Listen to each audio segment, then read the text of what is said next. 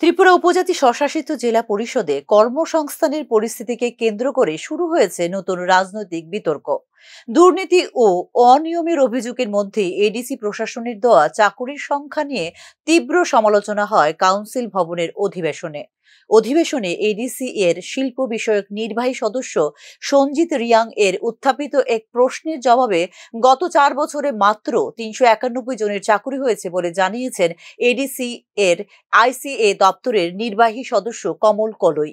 2021 সালের মে মাস থেকে 2025 সালের 31 জুলাই পর্যন্ত কাউন্সিলে মোট 391টি চাকুরি দিয়েছে। মূলত স্কুল নির্মাণ, ঘর বাড়ি তৈরির কাজ, বিদ্যুতায়ন এবং অন্যান্য পরিষেবা খাতে সংশ্লিষ্ট বিভাগে তৈরি করা হয়েছিল এই পদগুলি বলে এক প্রশ্নের উত্তরে জানিয়েছেন আইসিএ দপ্তরের নির্বাহী সদস্য কমল কলই। ফান্ডের অভাবে কর্ম পরিকল্পনা সম্ভব হচ্ছে না বলে দাবি শাসক তিপ্রামথার এই নির্বাহী সদস্যের।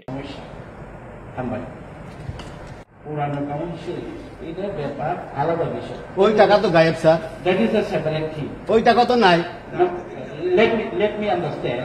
তবে বিজেপি বিধায়করা এই পরিসংখ্যানকে তীব্র সমালোচনা করে বলেছেন এটি দুর্বল শাসন ও অব্যবস্থাপনার প্রতিফলন। তাদের অভিযোগ, বারবার আশ্বাস দেওয়া সত্ত্বেও যথেষ্ট কর্মসংস্থানের সুযোগ সৃষ্টি করতে ব্যর্থ হয়েছে এডিসি প্রশাসন। এর ফলে রাজ্যের বাইরে দিনমজুর, দোকান সহকারী বা অন্যান্য নিম্ন আয়ের কাজে নিযুক্ত হতে বাধ্য হচ্ছেন হাজার হাজার জনজাতি যুবক। এমনকি আগরতলার ভেতরেও অনেক যুবক যুক্ত আছেন নিম্নমানের শ্রমে বলে অভিযোগ তুলেছেন বিজেপির নির্বাহী সদস্যরা।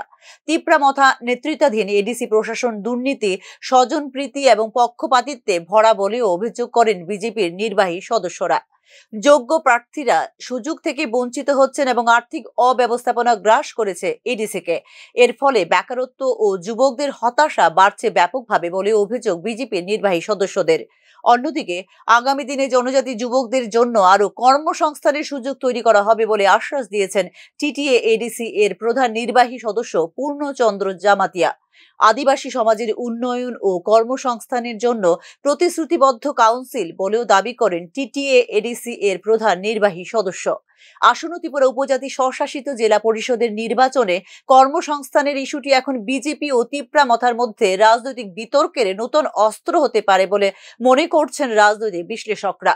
আগামী দিনে কর্মসংস্থান, অস্বচ্ছতা এবং তহবিল ব্যবহারে অভিযোগকে রাজনৈতিক অস্ত্র হিসেবে ব্যবহার করবে উভয় পক্ষই। Bureau report, news now.